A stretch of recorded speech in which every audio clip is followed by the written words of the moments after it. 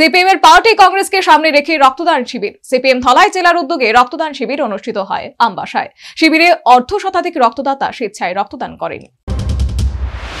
ইতিমধ্যে সিপিএম এর branch local মহকুমা জেলা সহ বিভিন্ন রাজ্য কমিটির সম্মেলন শেষ হয়েছে। আগামী 2 থেকে 6 এপ্রিল তামিলনাড়ু শহরের মাদুরাই সিপিএম এর 24তম পার্টি কংগ্রেস অনুষ্ঠিত হবে। এই 24তম পার্টি কংগ্রেসকে সামনে রেখে শুক্রবার আমবাসা সিপিএম এর ধলাই জেলা কার্যালয়ে অনুষ্ঠিত হয় স্বেচ্ছায় রক্তদান শিবির।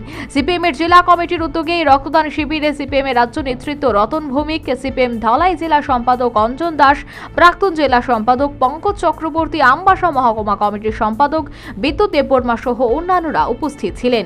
এই দিনে রক্তদান শিবিরে মোট 50 জন রক্তদাতা স্বেচ্ছায় রক্তদান করেন।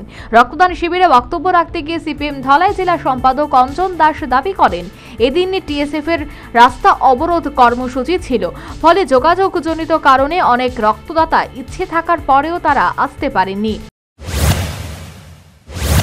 আমরা তো প্রস্তুতি নিয়েছি আজকের এই মহতি রক্তদান শিবিরে অংশগ্রহণ করবার জন্য। একটি সংগঠন তারা আজ হঠাৎ করে ধর্মঘটের ডাক দিয়েছেন, রাস্তা অবরোধ করেছেন। অনেক রক্তদাতা চূড়ান্ত প্রস্তুতি নেওয়ার পরেও আজকে এই মহতি রক্তদান শিবিরে অংশগ্রহণ করতে পারছেন না। তারপরেও আমবাসা কমলপুরের বিভিন্ন এলাকার তাদেরও আসার ক্ষেত্রে বিভিন্ন সমস্যা তৈরি হচ্ছে।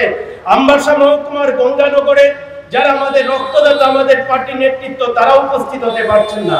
কমলপুর মহকুমারও কিছু কিছু এলাকার সেখানে উপস্থিত হওয়ার ক্ষেত্রে পরিবহনগত সমস্যা তৈরি হওয়ার কারণে উপস্থিত হতে পারছেন না। তারপরে আমরা স্বেচ্ছায় রক্তদান শিবির এই পরিস্থিতিকে সামনে রেখে পরিস্থিতিকে আমরা জয় করে আমরা এই মহতি রক্তদান শিবির আমরা সংগঠিত করতে যাচ্ছি।